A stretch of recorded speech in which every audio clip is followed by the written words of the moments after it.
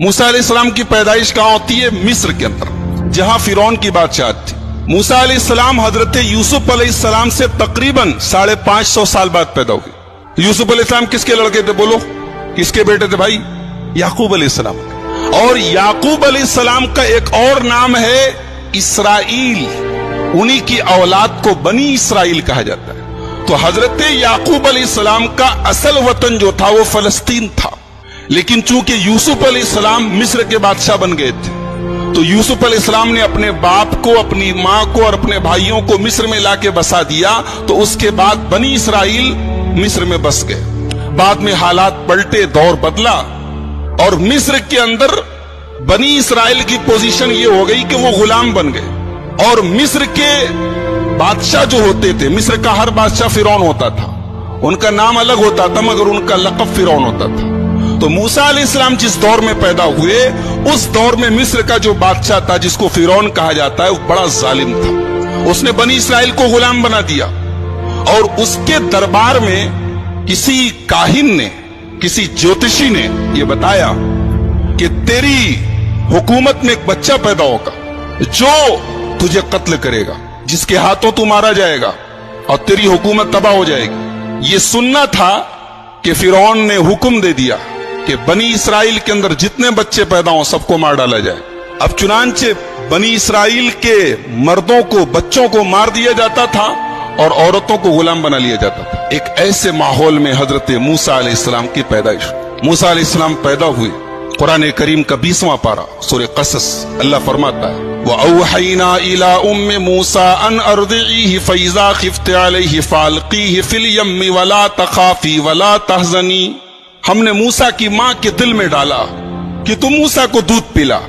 فَإِذَا خِفْتِ عَلَيْهِ، اور جب تجھے یہ ڈر پیدا ہو جائے کہ فرعون کے کارندے آئیں گے اور میرے بچے کو قتل کر دیں گے، تو تو ایک کام کر، اپنے بچے کو ایک صندوق میں رکھ کے پانی میں ڈال دے۔ اللہ اکبر۔ بچہ جب پیدا ہوتا ہے، جب ماں کے دودھ پر ڈیپینڈ ہوتا ہے، اس وقت جو بچے اور ماں کی محبت اور تعلق ہوتا ہے اسے ہم لفظوں میں بیان نہیں کر سکتے۔ ماں کو اس وقت اپنے بچے کے بغیر قرار نہیں ملتا، اسے تو زندگی بھر نہیں ملتا، لیکن وہ جو ٹائم ہے وہ بڑا خاص ٹائم۔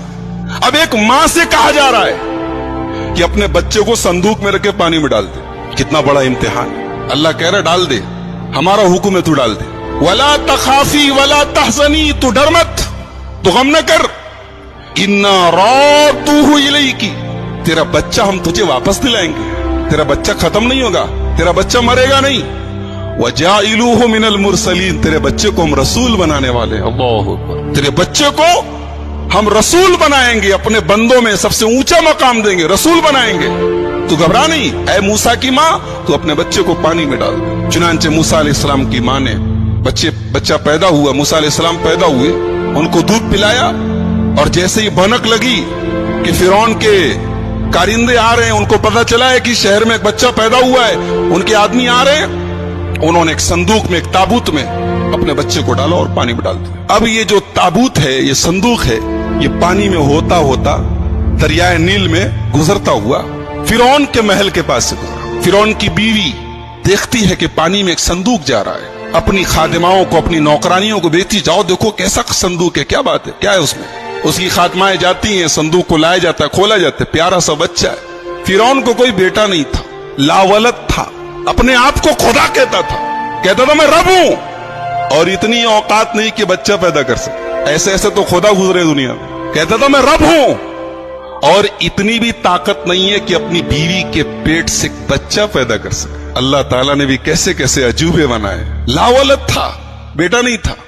فرعون کی بیوی نے دیکھا خوبصورت بچہ ہے، کہا قرۃ عین لی ولک، یہ بچہ میرے آنکھوں کی ٹھنڈک ہے، اے فرعون اس کو ہم لوگ اپنا لڑکا بنا لیتے ہیں، عسیٰ ان ینفعنا او نتخذہ ولدا، اپنا بیٹا بنا لیتے ہیں، پال لیتے ہیں اس کو، بڑا ہو کے ہمارے بڑھاپے کا سہارا بنے گا۔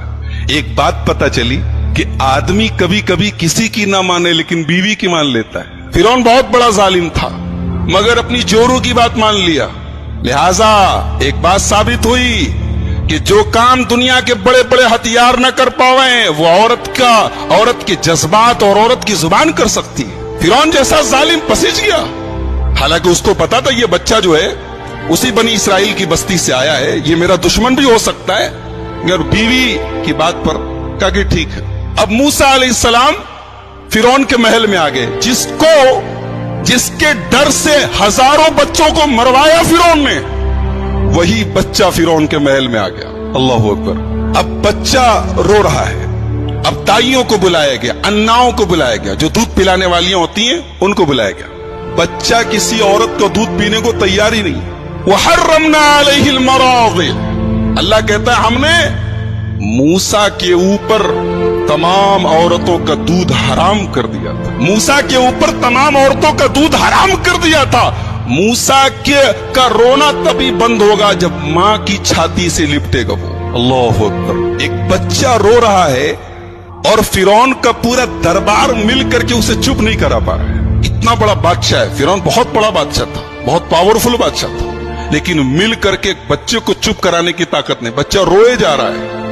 मूसा अलैहिस्सलाम की एक बहन थी, कुरान ने उनका नाम नहीं बताया, लेकिन बहन थी, और इस बहन का भी बड़ा प्यारा रोल है।